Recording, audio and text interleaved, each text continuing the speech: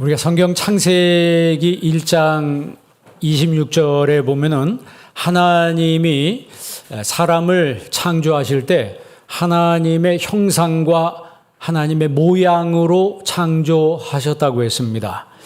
그 하나님의 형상이라고 하는 것은 하나님의 이미지를 말합니다. 하나님의 이미지, 하나님의, 더 쉽게 얘기하면 하나님의 품성이라고 그랬어요. 하나님의 내적인 품성을 그대로 우리 인간에게 반영시켜서 우리 인간을 만들었다는 얘기예요. 그거를 인격이라고도 표현하죠. 사람에게는 인격, 하나님에게는 신격, 격이 있다라고 하는 거예요. 그리고 모양이라고 하는 말을, 그건 쉐이프라고 하죠. 쉐이프, 데무트라고 하는데, 하나님께서 사람을 만드실 때 하나님의 모양대로, 그래서 신학적으로 보면 신인동형론이란 말이 있어요. 하나님이 내 눈이 이 땅을 살펴, 그 말은 하나님 뭐가 있다는 거예요? 눈이 있다는 거죠. 내 의로운 오른손으로 너를 붙들리라, 그 말은 하나님 뭐가 있다는 거예요? 하나님 손이 있다는 거예요. 그러니까 우리가 성경에서 우리가 알 수 있는 것은 하나님은 어떤 모습을 하고 계실까라고 했을 때 내 모양대로 하나님이 우리 인간을 만드셨다. 그리고 내 형상대로 인간을 만들었다 얘기했어요. 그러니까 우리 안에는 하나님의 형상이 있는 거예요. 그걸 이마고 데이라고 그래요. 라틴어로 이마고 데이라고 하는데, 하나님이 주시는 품성이 우리 인간 안에 그대로 남아 있어요. 그래서 하나님과 교통할 수 있도록 우리 인간을 만드셨다고 하는 거죠.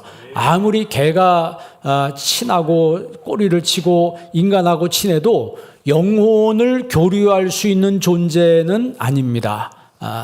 왜냐하면 하나님이 인간을 다른 피조물들과 전혀 다른 존재로 만들었기 때문에 그래요. 그래서 내 형상과 모양으로 하나님을 만들었다. 그러면 하나님의 이마고 데이라고 하는 하나님의 형상이 내 안에 있는 사람은 무엇을 발견할 수 있는가? 하나님의 형상이 여러분 안에 온전히 있다면 여러분 하나님의 뜻을 발견할 수 있을 거예요. 하나님의 뜻을 발견하고, 이제는 내가 하나님의 뜻대로 살아야 되겠다라고 하는 생각을 하게 되고, 삶의 지향성, 삶의 방향성이 그렇게 바뀌는 거예요. 내 안에 하나님의 형상이 있는 건 모르고 그냥 세상적으로만 살아가면 하나님의 형상이 있는지 없는지 그런 관심도 없고 그런 거에 대해서 전혀 무지하게 살지만, 그러나 성경 말씀을 보고 말씀을 들으면서 예수님을 믿으면서 내 안에 하나님의 형상이 있구나, 하나님이 내 안에 하나님의 품성을 심어놨구나 라고 하는 것을 알게 될 때 자동적으로 하나님을 찾게 된다라고 하는 것입니다. 그런 사람들은 내 뜻을 따라 사는 것이 아니고 자신의 삶 속에서 하나님의 뜻을 이루기 위해서 살게 됩니다. 오늘 본문, 오늘 말씀 제목이 하나님의 뜻을 행하러 왔습니다. 하나님의 뜻을 행하러 왔습니다. 예수님에 대해서 이야기하는 거예요. 예수님 왜 오셨어요? 하나님의 뜻을 행하러 왔습니다. 그럼 결론적으로 저와 여러분은 어떻게 살아가야 돼요? 하나님의 뜻을 행하며 살아야 된다는 거예요. 이 히브리서는 저번에 말씀드린 것처럼 기독교 신앙을 가진 사람들이 유대교가 강력하게 박해를 하고 너무 괴롭히니까 신앙생활하는 게, 예수님 믿는 게 너무 힘들어졌어요. 그러니까 이것을 피하고, 박해를 피하고 편안한 삶을 살기 위해서 기독교 신앙을 버리고 과거의 유대교 신앙으로 돌아가려고 하는 사람들을 위해서 기록을 했습니다. 이것은 히브리서뿐만이 아니고 베드로서도 마찬가지예요. 베드로 전서 후서도 이 기독교 신앙을 버리고 그냥 옛날로 가는 게 낫겠어, 이거 예수님 믿으니까 너무 피곤해, 너무 힘들어, 너무 박해가 심해, 너무 피해가 막심한 거야, 이런 사람들에게 믿음을 주고 그들을 격려하고 믿음에 굳게 서게 하기 위해서 이 히브리서를 쓰는 거예요. 그래서 우리 하나님 말씀을 받는 사람들은 하나님의 형상이 내 안에 온전히 임한 사람들은 고난이 와도 박해가 와도 믿음에 굳게 서서 시험을 이기고 신앙을 지키는 삶을 살게 되는 것입니다. 신앙이 여러분 흔들리는 이유가 뭘까요? 여러분 신앙생활하면서 혹시 그런 경험 있는지 모르겠는데 신앙이 막 흔들릴 때가 있어요. 왜 그런 줄 아세요? 예수님이 누구인 줄 모르니까 그래요. 예수님이 어떤 분인 줄 명확하게 알지 못하기 때문에 신앙을 지키는데 어려움을 겪게 되는 거예요. 그러니까 히브리서는 예수님이 누구이신가에 대해서 소상하게 설명하는 그런 책입니다.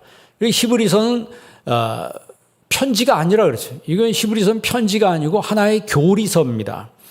특별히 히브리 1장 3절에 보면 예수님에 대해서 뭐라고 표현하고 있냐면 영광의 광채시요 본체의 형상이시다. 예수님을 가리켜서 영광의 광채이시며 본체의 형상이다라는 말은 예수님이 하나님이시란 말씀이죠. 구약의 율법에 속죄 제사가 있는데 대제사장이 1년에 한 번 7월 10일 날 대속죄일 욤키푸르라고 하는 그 날에 짐승의 피를 들고 지성소로 들어갑니다. 지성소로 들어가서 모든 백성의 죄를 속죄함을 받는 날이에요. 그래서 이것을 매년마다 했어요. 그리고 그곳에 지성소에 들어가는 대제사장은 아론의 반차를 따르는 제사장만 들어갈 수 있어요. 아무나 다 들어갈 수 있는 게 아니고 아론의 반차를 따르는 아론의 후손들만 들어갈 수 있었습니다. 그래서 매년마다 제사를, 피의 제사를, 속죄의 제사를 드렸어요.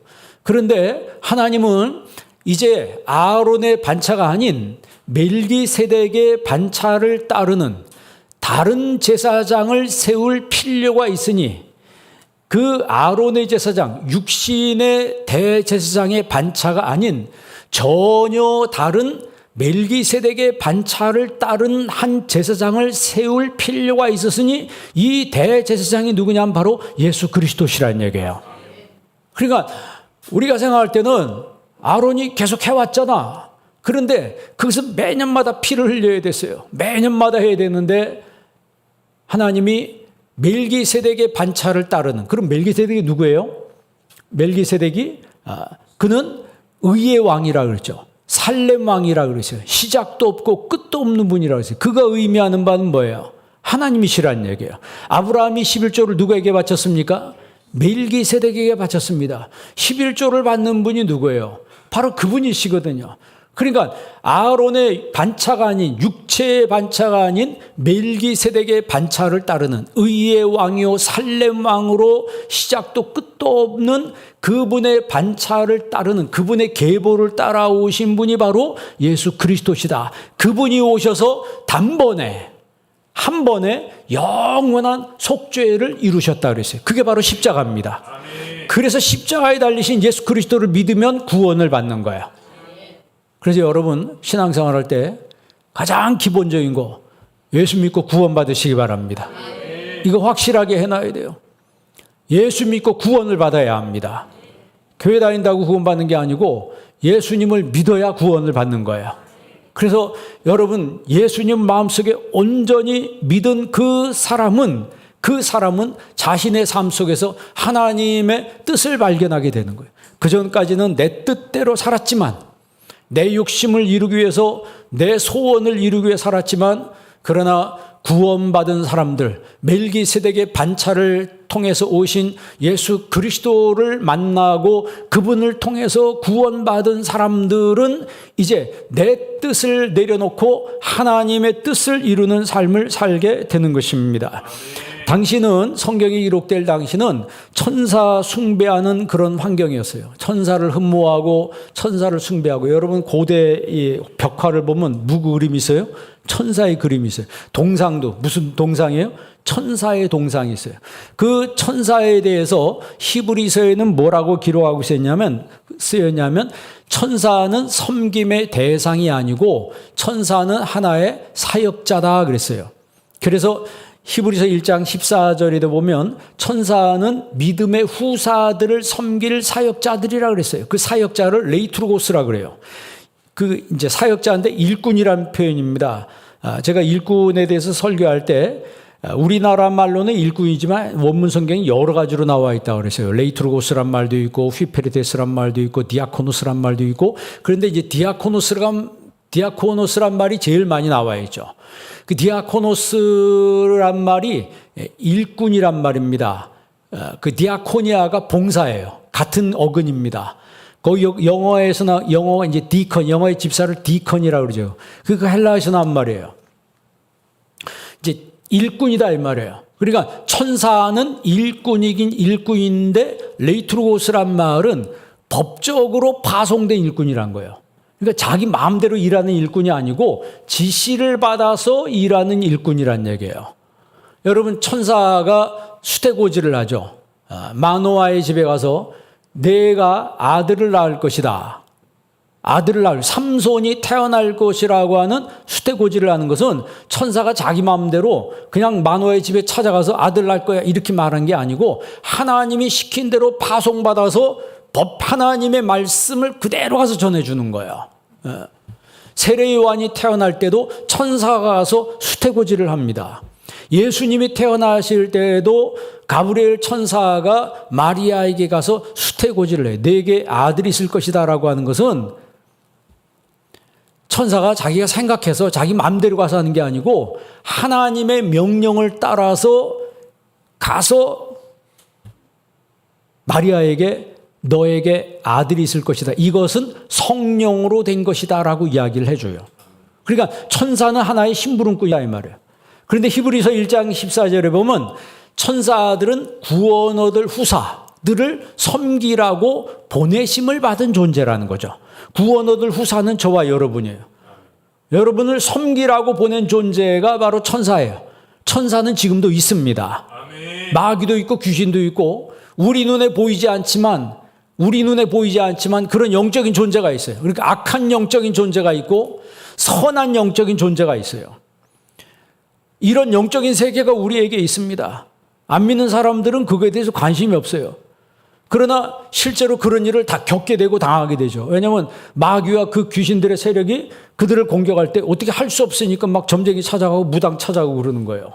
그러나 예수님을 믿으면 한순간에 다 해결이 됩니다. 예수님 믿으면. 근데 오히려 예수님 믿으면 천사가 와서 그들을 돕는다는 거예요. 천사가 와서 돕는다는 거예요. 히브리서 기자는 신앙이 흔들리지 않기 위해서는 그래서 이런 천사들을 파송하신 하나님이신 예수 그리스도를 깊이 생각하라 이렇게 말씀하세요. 지난주 우리가 성전부지에 가서 제가 그 말씀 드렸습니다. 여러분, 어떤 일이 있어도 어떤 환경 속에서도 예수님을 깊이 생각하는 성도가 되기를 바랍니다. 여러분, 내 안에 내 삶에 고난이 찾아와요. 내 삶에 정말 스트레스가 찾아와요. 그럴 때 스트레스에 고난에 어려움 문제에 여러분 매몰되지 마시고 그때 예수님을 깊이 생각하기를 바랍니다. 그러면요 다 이겨낼 수 있습니다. 사람이 힘들면요 막 극단적인 선택하고 싶고 다 때려치고 싶고 관두고 싶고 하는 게, 신앙인은 구원받은 사람은 그렇게 하지 않습니다. 구원받은 사람, 천국 백성이 된 구원받은 사람들은, 천국 갈 사람들은 그렇게 행동하지 않고 그 문제 앞에서 예수님을 깊이 생각하는 거예요. 그럴 때 하나님이 거기서 답을 주십니다. 히브리서 12장 2절에 보면 믿음의 주요 온전케 하시는 이인 예수를 바라보자 그랬어요. 그러니까 예수님을 깊이 생각하고 예수님을 바라보는 거예요. 예수님을 깊이 생각하고 예수님 바라보는 거예요. 그러면요 주님께서 다 이겨낼 수 있게 하시는 거예요. 다 참아낼 수 있게 하시는 거예요. 다 극복할 수 있게 하시는 거예요. 그 히브리 2장 1절에 보면요 우리가 들은 것에 더욱 유념함으로 우리가 흘러 떠내려가지 않도록 함이 마땅하도다 그랬어요. 그러니까 하나님 말씀을 들었으면 그 들은 말씀에 유념하여, 그러니까 말씀에 집중해서 그 말씀을 가슴에 새기고 그 말씀을 잘 마음에 품고 세상에 흘러 떠내려가지 않도록 하는 것이 마땅하다 이 말이에요. 그 말은 무슨 얘기예요? 지금 사람들이 갈등을 하면서 신앙에서 떠내려가는 거예요. 이 사람 떠내려가고 저 사람 떠내려가고 다 홍수에 떠내려가는 것처럼 떠내려가니까 그게 당연한 줄 알고 있어요. 여러분, 신앙은 떠내려가는 게 아니고 거슬러 올라가는 거예요. 거슬러 올라가는 거예요. 물고기가 여러분 거슬러 올라가잖아요. 억지로 올라가는 게 아니고 자신 있게 힘 있게 꼬리를 치면서 박차고 거슬러 올라가는 거예요. 떠내려가는 물고기는요, 꼬리 흔들지도 않아요. 죽은 물고기들의 특징이 뭐냐면 떠내려가는 겁니다. 죽은 물고기들의 특징이 일단 붕 뜹니다. 물에 떠서 그냥 떠내려가는 거예요. 지금 히브리서에서 말하는 게 우리의 신앙도 그렇게 떠내려가지 않도록 유념하는 것이 마땅하다는 거예요. 자, 그러면 예수님이 왜 이 땅에 오셨는가? 7절 한번 읽어보십시오. 오늘 본 말씀 7절 다 같이 있습니다. 이에 내가 말하기를 하나님이여 보시옵소서, 두루마리 책에 나를 가리켜 기록된 것과 같이 하나님의 뜻을 행하러 왔나이다 하셨느니라. 아멘. 뭘 행하러 왔습니다? 하나님의 뜻을 행하러 왔습니다. 하나님의 뜻을 행하러 왔습니다. 지금 이래 선언을 하고 있는 거예요. 자, 그 다음 9절 보십시오. 8절 나가지 있습니다. 위에 말씀하시기를 주께서는 제사와 예물과 번제와 속죄제를 원하지도 아니하고 기뻐하지도 아니하신다 하셨고 이는 다 율법을 따라 드리는 것이라. 아멘. 그러면 이렇게 말씀하신 의도가 뭘까요? 의도가 중요한 거죠. 자, 주님은 번제를 드리라, 속죄제를 드리라 이렇게 말씀했잖아요. 그죠? 구약 성경에. 그런데 지금 히브리서에는 이런 번제와 속죄제를 원하지도 아니하고 기뻐하지도 않는다는 게 이게 도대체 무슨 소리예요? 언제는 드리라고 하고 아니 언제는 하나님이 이런 건 받지도 않고 기뻐하지도 않는다. 이 말씀의 의도는 순종하지도 않으면서 형식적으로 번제만 드리는 거예요. 속죄제만 드리는 거예요. 그러니까 이게 무슨 얘기냐면 신앙생활을 거래 관계로 이해하는 분들이 있어요. 내가 하나님 앞에서 와서 이렇게 예배했으니까, 내가 하나님 앞에 이렇게 헌금했으니까 나한테 뭘 해줘야 된다. 내가 하나님 앞에 뭘 했으니까 나한테 이만큼 나에게 주어져야 되지 않겠는가. 그런데 안 주어지거든. 그게 뭐냐면 그게 기복신앙입니다. 하나님이 원하시는 거는 제사보다 순종을 원하신다 그랬잖아요. 그러니까 하나님과의 관계를 원하시는 거예요. 하나님과 아까 처음 말씀드린 대로 하나님은 인격적인 하나님이라고 그랬어요. 제가 이 설교는 참 여러 번 했던 것 같은데 하나님은 인격적인 분이시기 때문에 여러분 사람과 사귀면서 상대방 무시하면 알아야 몰라요. 상대방이 날 무시해도 금방 알아챕니다. 그래 그 사람 다시는 안 만나려고 기분 나쁩니다. 무시하면은. 그런데 하나님도 그렇다는 거예요. 아니면 하나님은 더 그러신 거죠. 근데 우리가 생활하는 거 보면, 우리가 신앙생활하는 거 보면 하나님 얼마나 무시합니까? 그렇지 않아요? 약속해놓고 지킨 적도 없고 자기 마음대로 사는 거예요. 그 시간 나면 내가 한번 나가주는 거고. 여러분 사람을 그런 식으로 대해봐요. 그 사람하고 관계가 온전히 되겠습니까? 그러니까 형식적으로는 번제를 드리고 소제를 드리고 뭐 속죄제를 드린다고 하는데 마음은 딴 데가 있는 거예요. 그러니까 하나님이 내가 그걸 기뻐하지도 않고 너희들의 번제 하나님 받지도 않겠다 지금 그 이야기 하는 거예요. 그래서 우리의 신앙생활이 내가 하나님 앞에 뭘 했으니까 하나님 나에게 이만큼 줘야 됩니다. 그래 하나님 안 주니까 하나님 없다고, 기도해도 소용없다고, 예배드려도 교회 나가도 소용없다고. 여러분 그거는 절간에 가서 한 신앙이에요. 절간 다니는 신앙이다 이 말이에요. 기독교 신앙은, 예수 신앙은 그런 신앙이 아니라고 하는 거예요. 기본적으로 지옥에 떨어져야지 마땅한 나를 거기서 건져주신 거예요. 그럼 그 다음에 할 말이 없는 거예요. 우리나라 말에 그런 말이죠. 물속에 빠진 거 건졌더니 뭘 내놓으라고요? 보따리 내놓으라 지금 이런 상황이라고요. 하나님한테 내 보따리 어디 갔냐 지금 이거예요.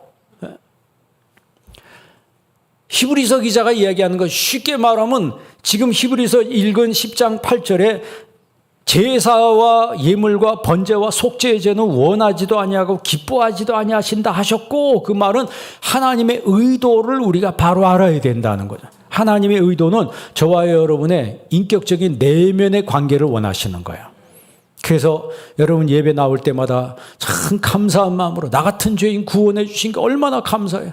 감사한 마음으로 나오고 기쁜 마음으로 나오고 정말 고마운 마음을 가지고 있으면요, 하나님이 그 사람에게 구하지 아니한 것까지 덤으로 더 주시는 거예요. 자, 히브리서 2장 14절 한번 읽어볼래요? 히브리서 2장 14절 다 같이 있습니다. 자녀들은 혈과 육에 속하였음에 그도 또한 같은 모양으로 혈과 육을 함께 지니심은 죽음을 통하여 죽음의 세력을 잡은 자 곧 마귀를 멸하시며. 그럼 예수님이 오신 목적이 뭐예요? 지금 14절 끝에 보니까 죽음의 세력을 잡은 자 곧 마귀를 뭐 하시며? 멸하시기 위해서 오셨다는 거예요. 그러니까 죽음의 세력을 잡은 자 마귀를 멸하시기 위해서 오셨다. 그 말은 마귀를 이미 멸하셨습니다. 승리를 해 놓으셨기 때문에 예수님을 믿는 저와 여러분도 이런 어둠의 세력에서 승리하는 삶을 살 수가 있는 거예요. 그래서 여러분 점쟁이 찾아갈 필요가 없고 무당 찾아갈 필요가 없어요. 예수님 믿으면 영적으로 자유함을 얻게 되는 거예요. 자, 15절 다 같이 있습니다. 또 죽기를 무서워함으로 한평생 매어 종로로 타는 모든 자들을 놓아주려 하심이니. 죽기를 무서워함으로 한평생 매어 종로로 타는 자들, 모든 이런 사람들을 놓아주려 하심이니. 여러분, 죽기를 무서워함으로 이 세상 사람들은요, 아무리 뭐 빌딩을 사고 뭐를 대단한 걸 해놔도 다 죽음에 대해서 두려움이 있습니다. 왜? 죽음 너머에 자기가 어디를 갈지 몰라요. 죽은 다음에 자기가 어디를 갈지 확신이 없습니다. 그렇기 때문에 죽음이 무서운 거예요.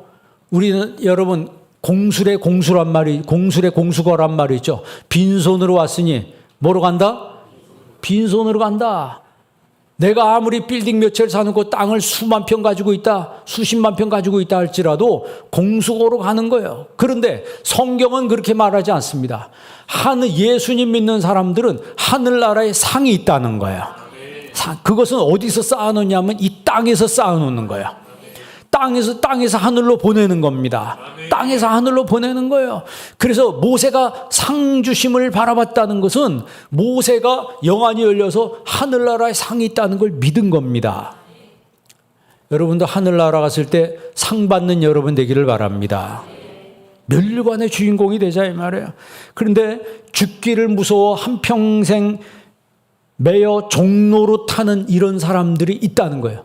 예수님이 오신 것은 이런 사람들을 놓아주기 위해서, 해방시키기 위해서 오셨다는 거죠. 16절도 읽어볼래요? 16절 다 같이 있습니다.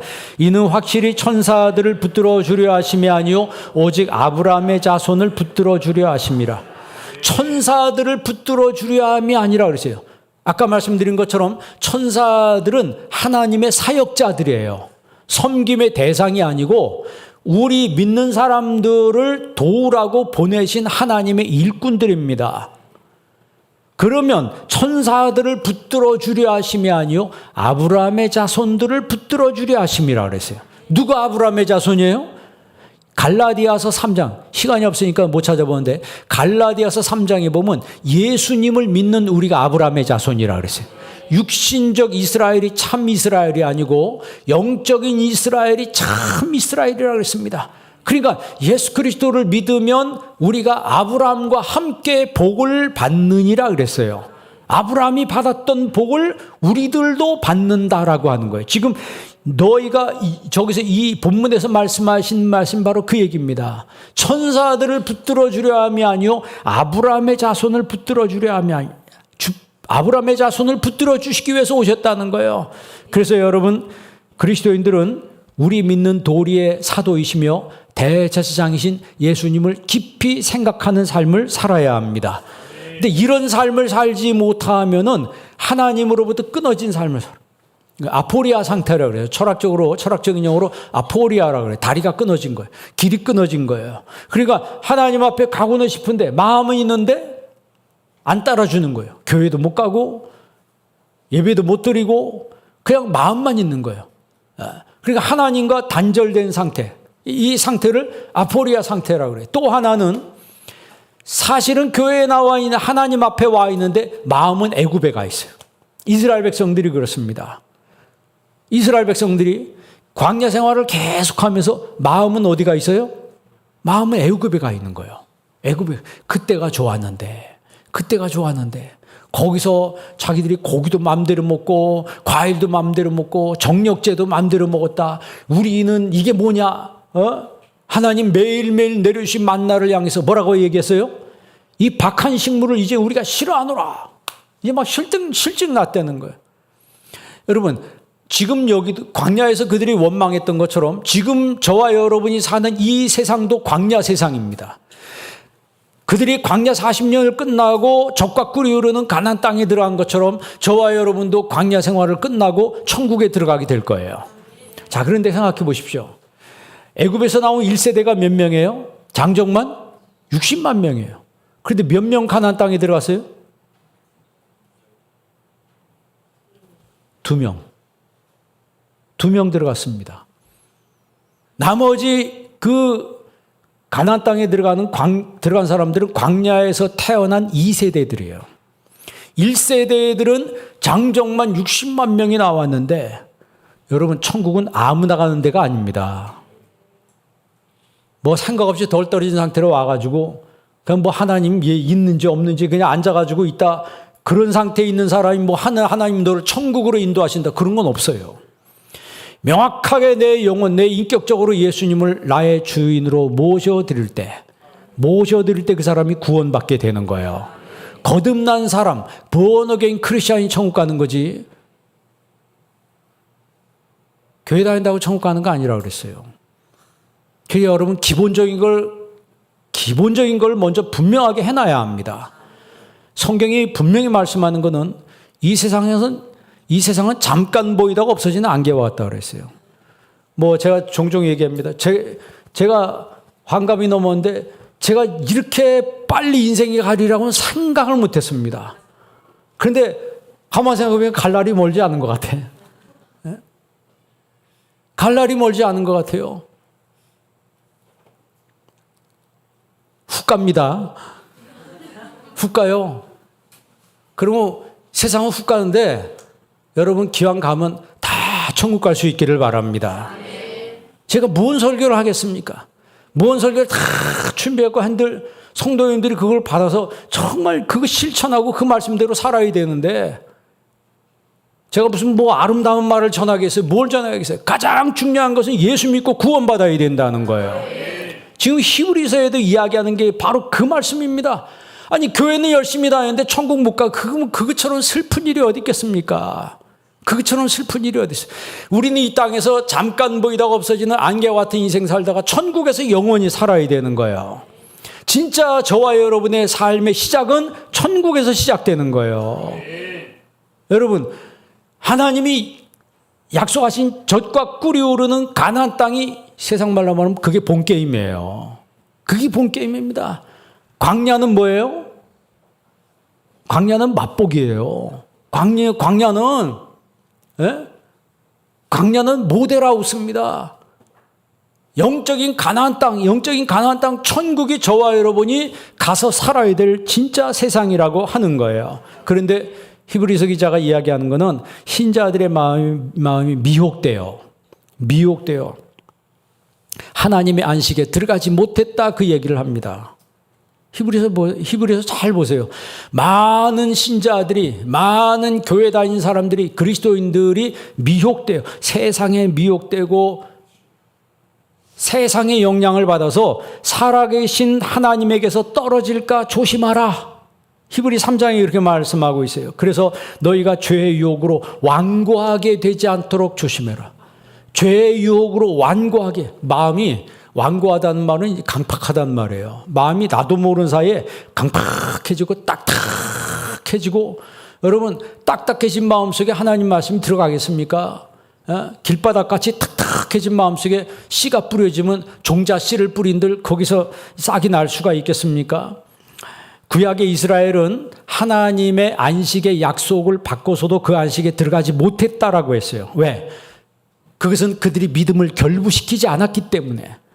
여러분이 안수기도 받을 때도요, 내가 믿음으로 내가 안수기도 받으면 낫겠다라고 한 사람은 그렇게 됩니다.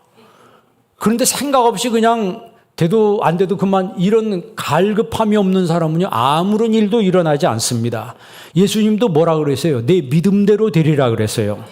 그것은 주님이 원하시는 것은 믿음을 보시고자 하는 것이죠. 그러니까 이 믿음을 갖기 위해서는 기본적으로 내 안에 하나님 말씀이 있어야 된다는 거예요. 여러분, 히브리서 4장에 넘어가면 하나님 말씀은 살았고 운동력이 있어. 활력이 있어. 좌우의 날선 검보다 예리해서 우리의 영과 혼과 관절 골수를 찔러 쪼개는 수술한다는 거예요. 그러니까 오늘 이 예배 시간은 여러분 내 영혼이 수술받는 시간이 돼야 합니다. 수술받는 시간이 돼요. 잘못된 건 혹 같은 거 불어나 있으면 그거 다 잘라버려야 되잖아요. 근데 이것도 내 거라고 그냥 달고 있으면요, 암덩어리를 달고 있으면 세상에 여러분 몸뚱이에 혹이 있어봐요. 종양이 있다고 생각해봐요. 무슨 수를 써서라도 병원 예약해가지고 병원에 진료받고 그거 잘라내지 않겠습니까? 그런데 영혼의 종양들이 여기저기 덕지덕지 달라붙어 있는데 그걸 달고 사시겠어요? 그래서 우리는 신앙생활할 때 나뿐만 아니고 우리 공동체가, 교회 공동체 모든 성도들이 한 마음 한 뜻으로 같이 믿음을 향해서 가야 합니다. 우리뿐만 아니고 이 대한민국에 있는 모든 교회가 그렇게 같이 가야 돼요. 지난주에 그 로잔대 준비 모임에 갔었는데 1974년에 스위스에서 로잔대회가 처음 시작됩니다. 그것은 그 빌리 그레함 목사님과 존 스타트 목사님이 처음 시작한대요. 그 로잔대의 4중 비전인데 4가지 비전이 있는데 첫째 비전이 뭐냐면 세상 모든 사람에게 복음을 전하는 거예요. 두 번째 비전은 모든 민족을 제자 삼는 교회로 세운다. 그러니까 교회가 세워지는 것은 모든 민족을 제자 삼는 교회로 세우는 거다. 세 번째는 교회와 사회에 그리스도를 닮은 지도자를 양성한다. 네 번째는 사회의 전 영역에 하나님의 나라가 임하도록 만드는 비전을 제시한다.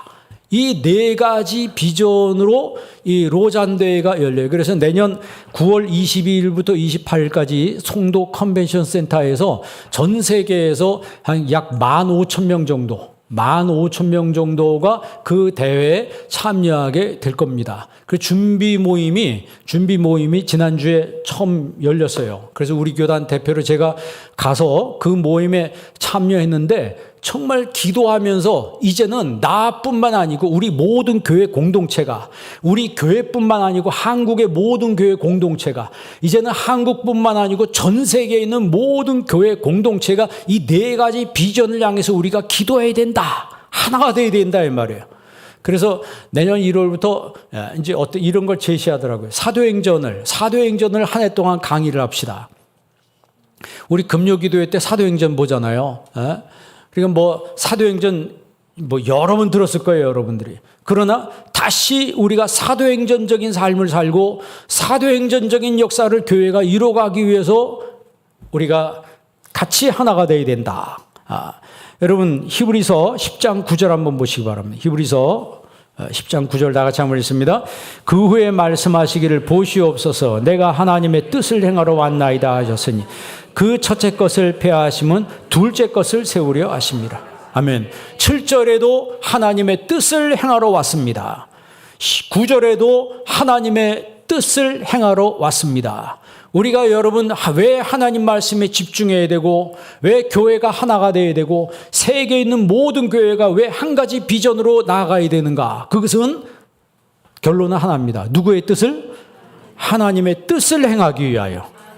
하나님의 뜻을 행하기 위하여. 여러분 삶에서 뭐 다른 목적이 많을 거예요.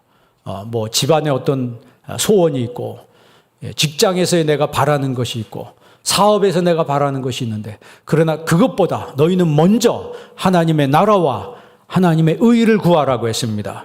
하나님의 의를 구하라고 했어요. 그 지난주에 그 감리하시는 분이 우리 교회 이제 감리 계약을 했습니다.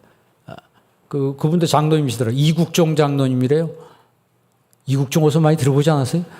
전 아주대 의사인 줄 알았어요.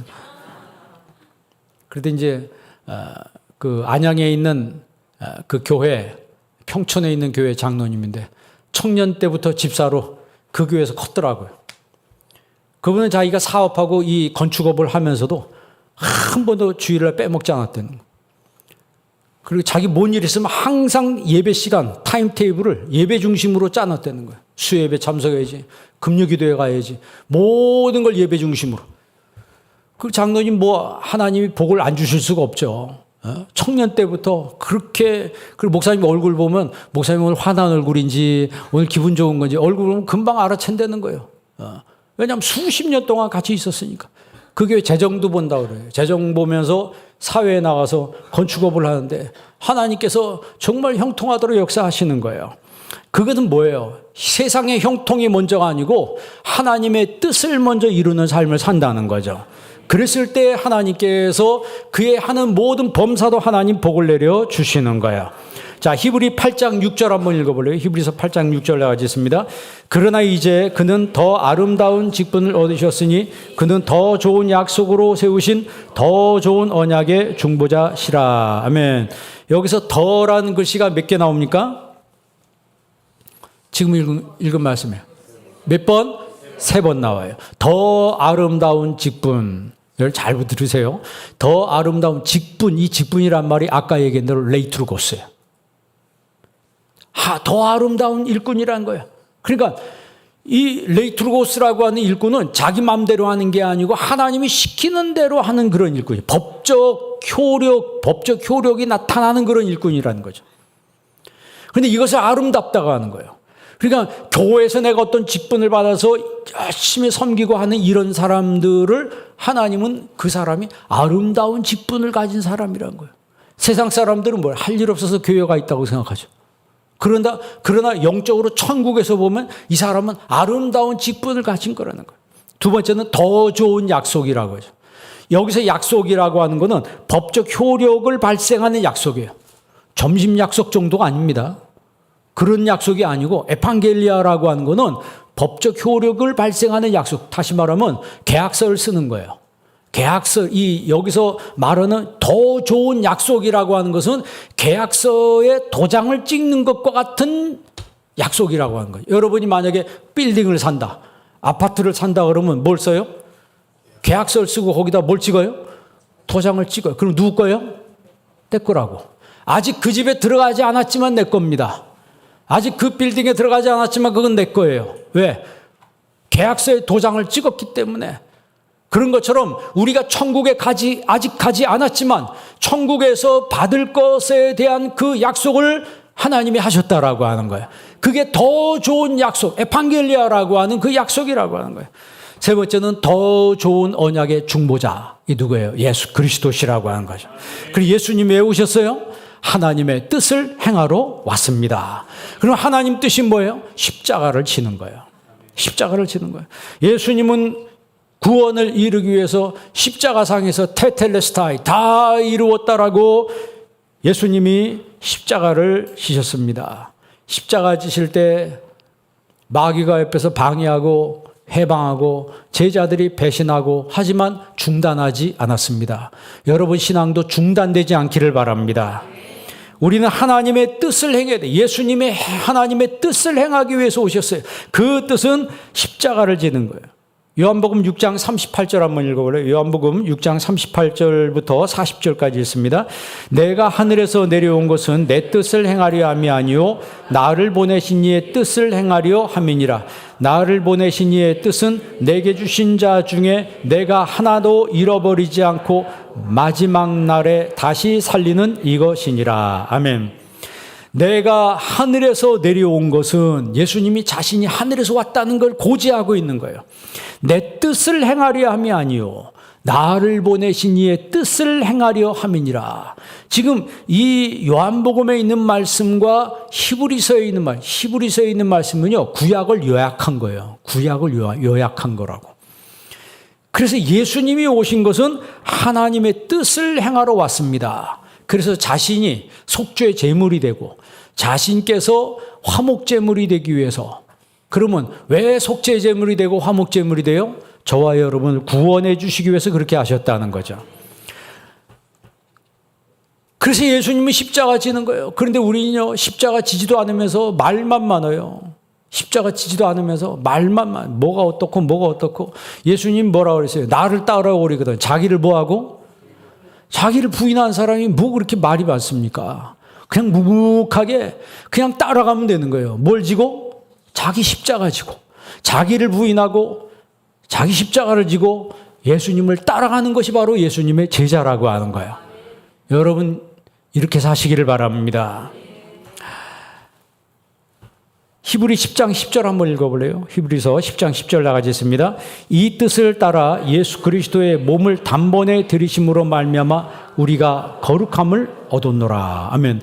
예수님의 몸을 단번에 들이심으로 한 번의 영원한 속죄를 이루셨어요. 그 예수님의 십자가의 속죄 때문에 우리가 거룩함을 덧입었다라고 성경 말씀했어요. 그러니까 지금 이 히브리서 기자가 계속 이야기한 거 보면 이제 당신들이 이렇게 예수님의 놀라운 구원의 은혜를 받았는데 아직까지도 초보 신앙에 머물러 있을 수 있겠는가? 히브리서에 그렇게 이야기해요. 당신들이 믿은 지 오래되어 지금쯤은 마땅히 선생이 되어야 하지 않는가? 그런데 아직도 초보 신앙에 머물러 있으면서 단단한 음식을 못 먹고 젖이나 먹어야 될 자가 되어 버렸다. 아직도 초보 신앙에 머물러 있다는 거예요. 이 정도 오래 믿었으면 이제는 선생이 되었어야 할 터인데 아직도 옛날에 봉사 목사님 와서 뭘 떼자고 그랬어요? 기억합니까? 젖병을 떼자 그러잖아요. 저거 아주 그게 귀에 그때 남더라고. 교회 오래 다니는데 아직도 젖병 물고 있어요. 영적으로 보면 그렇다는 거예요. 세상적으로는 멀쩡하게 사회에서 소셜 포지션도 다 있고 그렇게 다니는데 영적으로 보면 젖병 물고 있는 사람. 애들은 뭐예요? 우유 안 주면 와 울잖아요. 뭐 하나 있다가 뺏으면 막 난리를 칩니다. 뭐 안 사주면 난리를 부립니다. 그거 사달라는 거예요. 초보 신앙에 머물러 있지 말고 이제 여러분 성숙한 신앙을 향해서 나아갈 수 있기를 바랍니다. 히브리 10장 19절 보십시오. 히브리 10장 19절 읽습니다. 그러므로 형제들아 우리가 예수의 피를 힘입어 성소에 들어갈 담력을 얻었나니. 아멘. 예수의 피를 힘입어 성소에 들어갈 담력을 얻었다 그랬어요. 이제 나를 힘입는 게 아니고 예수님의 피를 힘입어서 나는 죄 많고 나는 부족하지만 예수님의 피를 힘입어서 하나님께 우리가 자신 있게 나아갈 수가 있게 된 거예요. 여러분 병원에서 수술할 때 환자가 피를 많이 흘린다 그러죠. 그래서 뭘 해요? 수혈을 합니다. 수혈할 피가 없으면요 수술 못 해요. 왜냐하면 수술하면 몸을 째야 되잖아요. 째는 몸에서 뭐가 나와요? 피가 다 쏟아져 나와요. 그 쏟아져 나오는 피를 담을 수도 없어요. 그 쏟아져 나온 피는 그냥 다 쏟아내는 거예요. 그러면서 그 사람에게 새 피를 수혈하는 거예요. 계속 피를 수혈하면서 그 사람의 병을 치료를 하는 거예요. 만약에 수혈할 피가 없으면 수술받다가 죽습니다. 똑같이 새 피를 수혈해야지 사람을 살릴 수 있는 것처럼 예수님의 피가 내 안에 수혈될 때 우리가 구원받는 하나님의 자녀가 되는 거예요. 예수님의 피로 수혈되면 내 안에 예수님 피가 돌고 있는 거예요. 예수의 피로 내 영혼이 새로워진 거예요. 그렇기 때문에 그 사람의 삶은 당연히 내 뜻을 따라 사는 것이 아니고 하나님의 뜻을 따라 살게 되는 것입니다. 19절 읽어보세요. 19절 나가지 있습니다. 그러므로 형제들아 우리가 예수의 피를 힘입어 성소에 들어갈 담력을 얻었나니. 20절 그 길은 우리를 위하여 휘장 가운데 열어놓으신 새로운 살 길이요 휘장은 그의 육체니라. 아멘. 예수님의 피는 우리를 구원하는 구원의 피라고 하는 거예요. 예수님의 피는 우리를 용서하는 용서의 피라고 하는 거예요. 로마서 5장 9절에 보면은 우리가 그의 피로 말미암아 의롭다함을 받았으니. 그러니까 예수님의 피는 우리를 의롭게 하는 피라고 하는 거예요. 그러니까 사실 예수님 십자가의 힘으로 우리는 받을 거 다 받았어요. 받을 거 다 받았어요. 우리의 의로는 천국에 들어갈 수가 없습니다. 왜? 성경에 우리 인간의 의는 더러운 옷과 같다 그랬어요. 아무리 여러분 세상에서 내가 좋은 일 많이 하고 의롭게 살았다 할지라도 하나님이 보실 때는 인간의 의라고 하는 것은 더러운 옷과 같다 그랬습니다. 그 더러운 옷을 벗기고 새로운 세마포 옷을 입혀주시고 천국으로 우리를 인도하시는 거예요. 우리는 사실 들어갈 자격이 안 되는 거예요. 그러나 주님이 우리를 데려왔을 때 우리가 들어갈 수 있는 거죠. 하나만 얘기하고 마칠게요. 무디라고 하는 무디 목사님 아시죠? 19세기 미국의 유명한 부흥을 일으킨 이 무디 목사님이 예배를 참석하기 위해서 교회에 들어가는데 교회 입구에서 안내하는 분들이 어떤 한 청년을 막고 있더라는 거예요. 못 들어가게 막고 있더래요. 더러운 옷을 입고 그래서 그런지 행색이 남루한데 못 들어가게 막고 있더라고요. 왜 그러냐고 그랬더니 안내원들이 말하기를 이 청년이 와가지고 예배 때마다 뒤에서 우리나라 말로 저지르라는 거지, 애들이 하는 거. 예배를 방해한다는 거예요. 한두 번이 아니고 지금 여러 번 이랬다는 거예요. 그래서 못 들어가게 막고 있다는 거예요. 그랬더니 그 목사님이 그 청년을 어깨를 딱 어깨동무를 하더니 가자 하고 들어가더래요. 가자 하고 들어가서 교회에 들어오더니 강대산까지 데리고 올라가더래요. 강대산까지 데리고 올라서 거기 앉히더라는 거예요. 그랬더니 그 청년이 그 다음부터는 저지를 못 하더래요. 여러분같이 여기 와서 앉아 있으면 여러분이 얼마나 얼굴이 따갑겠습니까?